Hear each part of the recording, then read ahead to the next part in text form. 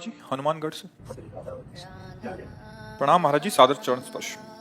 महाराज जी, आजकल मीडिया और social media में तरह तरह के गलत विचारों और पाखंड का चलन सा हो गया है कि पूजा पाठ ऐसे करो, ये पूजा पाठ का सही तरीका नहीं है, आप ऐसे करें, ये सही तरीका है।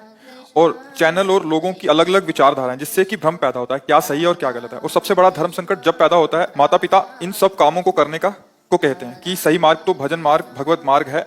तो इस धर्म संकट की स्थिति में क्या करें, कैसे इसका सामना करें कि इनको पता लग गया कि भजन सही है, बट माता पिता या रिश्तेदार कह रहे हैं कि ऐसा करो, नहीं, यहाँ चढ़ाओ, यहाँ। इसमें किसी की सलाह नहीं मानी जाती।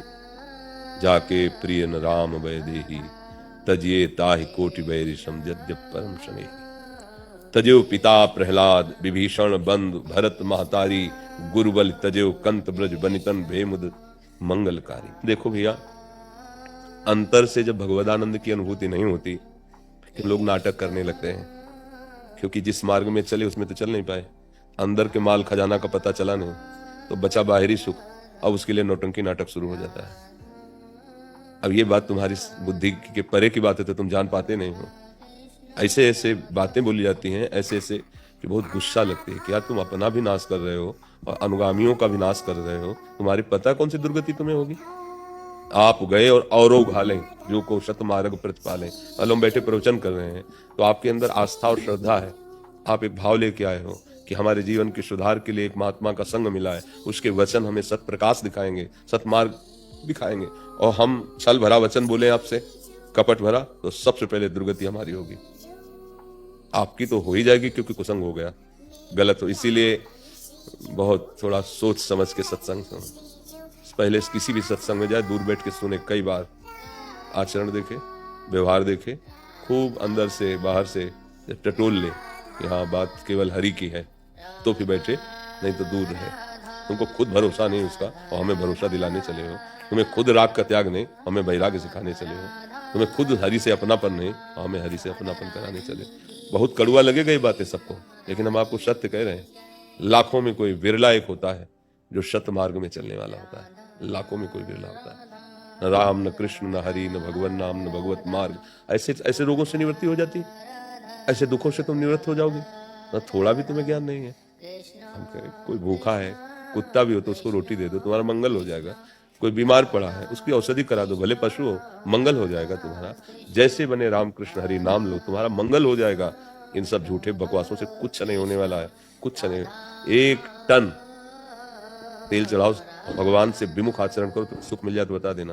और 1 बूंद मत चढ़ाओ, और राम राम राम राम राम कृष्ण कृष्ण कृष्ण कृष्ण, और कोई तुम्हारा बिगाड़ दे तो मैं बता देना कि तुम्हें समझे में नहीं आ रहा है। ये सब भगवान के पार्षद हैं, जितने नवग्रह आदि हैं। जब आप भगवान से विमुख रहोगे, गंदे आचरण करोगे, तो चाहे जो कुछ करोगे तुम्हारा नाश ही करेंगे। और सही ढंग से चलोगे तो चाहे जितना बुरे स्थान पे बैठे होंगे, कुछ नहीं बिगाड़ सकते। जो पे कृष्ण चरण मन अर्पित तो करी है का नवग्रह रंग। तो अच्छा, महीना 2 महीना 4 महीना मंत्र जप लिए। हम इसीलिए तुम्हें ठोक के छाती की बात कहते हैं कि बचपन से ईमानदारी से चले हैं। इतना भी कहीं भगवत कृपा से कोई ड्रामेबाजी नहीं रही, और रात दिन मंत्र जपते रहे। और हालत आप देख रहे हो हमारी। लेकिन हमारा लक्ष्य रहा है भगवत प्राप्ति, भगवान को प्राप्त करना। 2-4 महीने मंत्र जप ले, स्मशान में तो भूत सिद्ध हो जाता है। 10-5 वर्ष ऐसे अच्छे से करे तो यक्ष यक्षणी ये सब सिद्ध हो जाती है। जो क्या बोल रहे हो, क्या सुन रहे हो, क्या देख रहे हो, लाखों कोस दूर की बात बता सकते हैं। भगवान का भजन कर रहे तो हमारी बात मान लो, कोई लोभ लालच वश नहीं, कुछ किसी की सामर्थ्य नहीं। आप आए और आपका काम बन गया, तो आपको लगा बाबा बड़े सिद्ध है, चमत्कारी। तो वास्तविक आप कष्ट सहकर आए, संत भगवत भावना की, तो आपका पुण्य बन गया ना। संत दरस जिम पातक करें, तो आपका ही कर्म तो आपके कल्याण का कार्य बना। कोई किसी का कल्याण नहीं कर सकता। कल्याण का मार्ग हम बता रहे हैं, आप ना चलो तो सब बेकार है, और आप मान लो तो आप ही उसके मुख्य धन्यवाद के पात्र हुए, जो आप गलत बातें छोड़कर अच्छे मार्ग में। तो ये तो सब लोग दिमाग में बैठा लो। ये कलयुग है, आगे और परेशानी बढ़ जाएगी, सही रास्ता नहीं मिलेगा भगवान के मार्ग का। अब वो एक हितधाम में थे, तो एक ने कहा कि हम बहुत परेशान हैं। एक जगह गए थे, तो 5,000 रुपए की घोड़े की अंगूठी, नाल की अंगूठी, ऐसे नहीं, तब तो घोड़ा पर ब्रह्म हो जाना चाहिए। जब उसके नाल में इतनी ताकत है कि तुम अंगूठी पहन लो, दुख रहित हो जाए, तो बेचारा रोज एक्का में जोड़ा जाता है, और रोज साँटे चलते हैं उसके, और दौड़ता है सैकड़ों किलोमीटर, तो उसका दुख दूर हो जाए। अरे दिमाग खराब है, घोड़े की नाल तुम्हें नहीं ठीक पड़ता है, राधा राधा। तो बाहरी दिखावे में, अच्छा आजकल लोगों को विश्वास भी वही है। जैसे हम आपको सीधी बात बता रहे ना, कोई फीस नहीं, कोई फॉर्म नहीं भरना, कोई दान पेटी नहीं, कोई मांग नहीं। आप सम्मान से आओ, बैठो और सत शास्त्रों की बात, जिससे आपका वास्तविक परम मंगल होगा।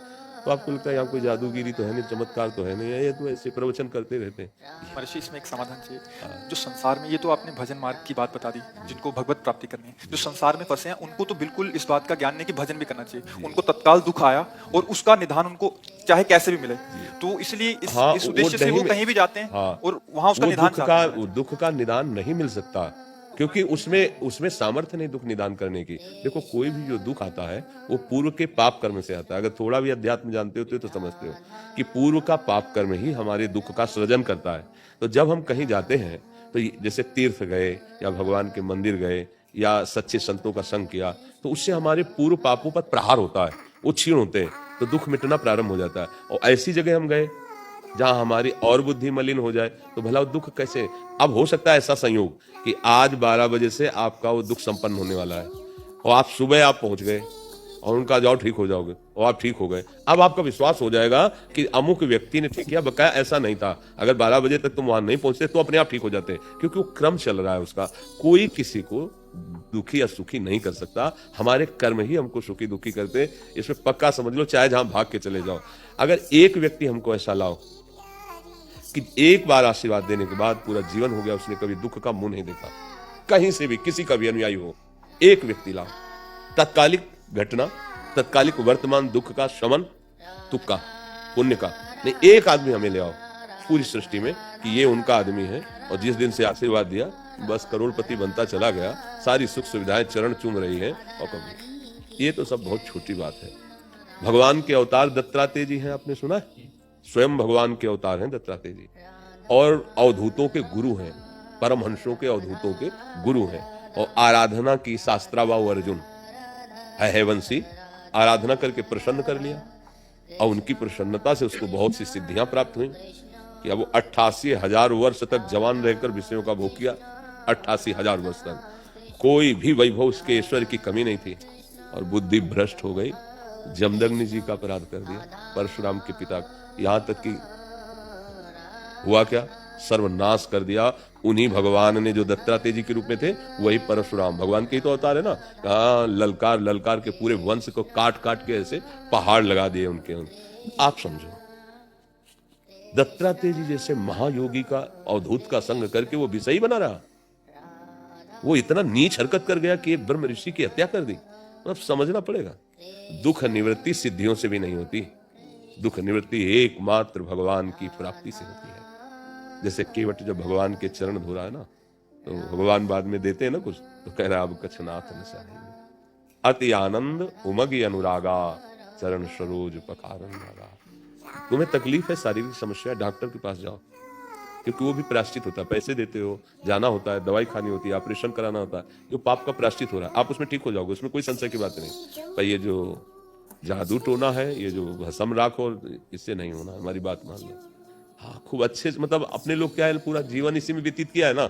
अच्छा, आप सब घर के हो, अगर छल कपट वाली भाषा हो तो बात अलग, हमारी आत्मा हो आप, अगर आप सही ढंग से चलोगे तो वास्तविक तुम्हें दुख सहने की सामर्थ्य आ जाएगी और तुम भगवत प्राप्ति के योग्य हो जाओगे। तो ये कलयुग का कुछ ऐसा आगे समय भी आएगा और बढ़कर कि सत्य बात बोल नहीं सकते, सत्य बात कोई सुनने के लिए तैयार नहीं होगा, क्योंकि सत्य मार्ग में चलने की क्षमता ही नहीं रह गई है। ये गलत धारणाएं बढ़ रही, नहीं बढ़ रही। देखो, अच्छा, हमारी बहन हमको कितना प्यारी लगती है, भैया कह के जब हृदय से लगे, और वही दूसरे की बहन तुम्हारे सामने पड़ती तब तुम कैसी दृष्टि से देखते हो, क्या व्यवहार करते हो, और शर्म मिल जाए तो राक्षसों की तरह मार देते हो। ये क्या बुद्धि है, ये कहाँ सुख। अब ये कहीं भी भाग के त्रिभुवन में जाए, इनको कहीं सुख मिलेगा त्रिभुवन में, कहीं भाग के चले जाए। तो इसलिए, और क्या होता है, हम लोग थोड़ा विवेकहीन हो रहे हैं, इसलिए पाखंड का बढ़ावा दे रहे हैं। भाई चमत्कार है, जैसे हमसे कहे कोई चमत्कार दिखाओ, तो हमारे पास है ही नहीं, चमत्कार दिखाएं क्या। ये कोई कहे महाराज आशीर्वाद दो, हमारा रोग ठीक हो, हमारी किडनी ठीक नहीं, तो तुम्हें क्या आशीर्वाद दे। सत्य बात यह है, हाँ, कि राधा राधा रटो, हर गम सहने की सामर्थ्य आ जाएगी और आप मंगल में प्रभु की प्राप्ति के योग्य हो जाओगे, इस दुख संसार से मुक्त हो जाओगे। बड़ा नाटक चल रहा है, बड़ा नाटक, बहुत सावधान, बहुत सावधान। ये लोग बावरे हैं, समझ नहीं पा रहे हैं। हमारे प्रभु का एक बार हृदय से नाम पुकार करके देखो, वो तुम्हारी बाह पकड़ लेंगे, दुख से निवृत्त कर देंगे। दूसरा कोई उपाय नहीं है। ये तो सब भगवान की माया की। हाँ, कई जगह है अपनी वासना की पूर्ति के लिए इस वेश को रख लिया गया, और भाई मौज मस्ती से चले तो अब इतना रुपया दीजिए। तब फिर अगर ऐसे रुपया देने से सत्य वस्तु की प्राप्ति होती तो मतलब सत्य वस्तु अपने लोगों को मिलती ही नहीं, धनी लोग खरीद लेते हैं। सत्य वस्तु कभी रुपए से नहीं मिलती, ध्यान रखना, ये पक्का समझना। रुपए से मायाकृत वस्तु मिल सकती है, सत्य वस्तु नहीं मिल सकती, पक्की बात समझ। रुपए से अगर तुम्हें जो भी मिल रहा है वो मायाकृत है, सत्य वस्तु प्राण समर्पण करने से मिलती है। अब ये पहचान कहां तुम्हारे अंदर है? सत्य वस्तु प्राण समर्पण करने से मिलती है, रुपए से नहीं मिलती।